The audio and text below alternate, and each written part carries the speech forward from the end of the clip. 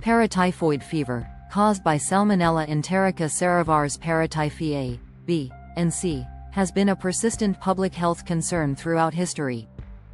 Closely related to typhoid fever, it spreads primarily through contaminated food and water, thriving in conditions of poor sanitation and overcrowding. Unlike viral infections that require a host to replicate, Salmonella is a bacterial pathogen that can survive in various environments, making it highly adaptable and persistent. The origins of paratyphoid fever trace back to early human settlements. As societies transitioned from nomadic lifestyles to agricultural communities, people began living in densely populated areas, where sanitation and water management became critical concerns. Without proper sewage disposal, drinking water frequently became contaminated with human waste, creating an ideal environment for Salmonella Paratyphi to evolve and spread. The bacteria likely originated from zoonotic sources, meaning it was transmitted from animals to humans through contaminated food or water. Over time, it adapted to human hosts, enabling sustained human-to-human transmission. Throughout history, paratyphoid fever caused major outbreaks, particularly in the 19th and early 20th centuries. Rapid urbanization, industrialization, and poor public health infrastructure led to large-scale infections. Military conflicts, such as World War I, saw devastating outbreaks among soldiers due to contaminated water supplies and unsanitary wartime conditions. These outbreaks weakened troops, causing operational challenges and loss of life. With advancements in sanitation, improved sewage systems, and the widespread use of antibiotics, paratyphoid fever has significantly declined in developed nations. However, it remains a major public health threat in low-income regions, where access to clean water and healthcare is limited. Paratyphoid fever is highly contagious due to its fecal-oral transmission route. The bacteria primarily spread through contaminated water and food, often due to poor sanitation in urban areas. Asymptomatic carriers play a significant role in its persistence, as they continue to harbor and spread the bacteria without showing symptoms. Historical examples, such as Typhoid Mary, illustrate how chronic carriers can unknowingly infect large populations. Crowded living conditions in cities, military camps, and prisons have historically facilitated rapid outbreaks. The expansion of global trade and travel also contributed to its spread, as infected individuals unknowingly carried the bacteria to new regions. Unlike typical Salmonella infections that cause food poisoning, Salmonella Paratyphi evolved to target the human bloodstream, leading to severe systemic infections with prolonged illness and high transmission rates. Despite major public health improvements, paratyphoid fever remains a significant issue in parts of South Asia, Southeast Asia, Africa, and Latin America. The World Health Organization, WHO, estimates that millions of people continue to suffer from typhoid and paratyphoid fevers each year, with thousands of deaths occurring in areas with inadequate healthcare infrastructure.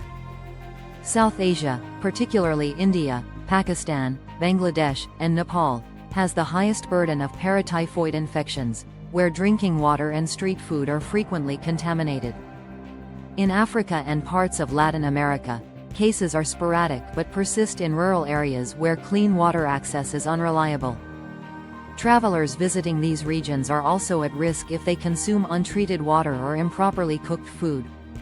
The increasing emergence of antibiotic-resistant strains has further complicated treatment, making prevention more critical than ever. Some strains of Salmonella Paratyphi have developed resistance to commonly used antibiotics, making infections harder to treat and increasing the risk of severe complications. Public health organizations continue to monitor and address this growing threat through improved sanitation, vaccination efforts, and antibiotic stewardship programs. Paratyphoid fever presents symptoms similar to typhoid fever, including prolonged high fever, weakness, abdominal pain, diarrhea or constipation, and headaches. In severe cases, complications such as intestinal perforation, septicemia, and organ failure can occur, which can be fatal if left untreated. The disease typically lasts for several weeks, and while antibiotics are effective in most cases, untreated individuals risk developing severe complications. Chronic carriers, those who continue to harbor the bacteria without symptoms, contribute significantly to the disease's ongoing transmission. Preventing paratyphoid fever requires a combination of public health measures, personal hygiene practices, and vaccination efforts. The most effective approach involves ensuring access to safe drinking water and proper sanitation infrastructure. Boiling, chlorination, and filtration of water significantly reduce bacterial contamination, while proper sewage disposal helps prevent the bacteria from entering water supplies. Food safety is another crucial factor in prevention. Cooking food thoroughly, washing fruits and vegetables with clean water, and avoiding raw or undercooked foods in high-risk areas can help reduce exposure. Street food and unpasteurized dairy products pose high risks in endemic regions, as they are often prepared in unsanitary conditions. Vaccination plays an essential role in controlling the spread of the disease. While vaccines for typhoid fever are widely available, specific vaccines for paratyphoid fever are still under development. Researchers are currently working on combined typhoid-paratyphoid vaccines, which would provide broader protection against both diseases. Until such vaccines become widely available, travelers to high-risk areas are advised to take extra precautions with food and water safety.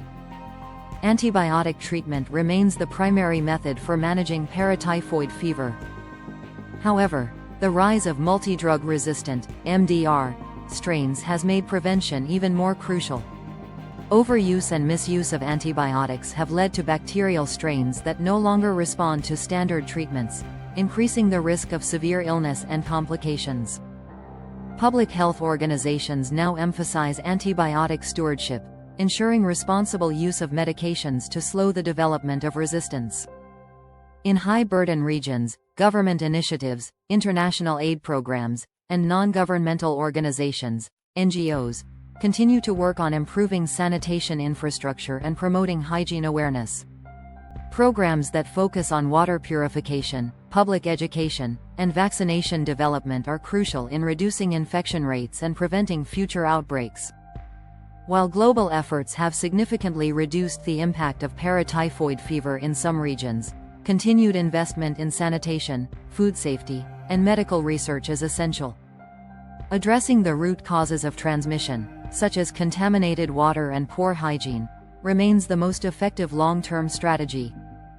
Expanding vaccination programs and developing new antibiotics will also play a critical role in combating the disease. By improving public health infrastructure and increasing awareness, the burden of paratyphoid fever can be minimized, protecting vulnerable populations and preventing large-scale outbreaks in the future. Continued collaboration between governments, researchers, and healthcare providers is essential to achieving this goal.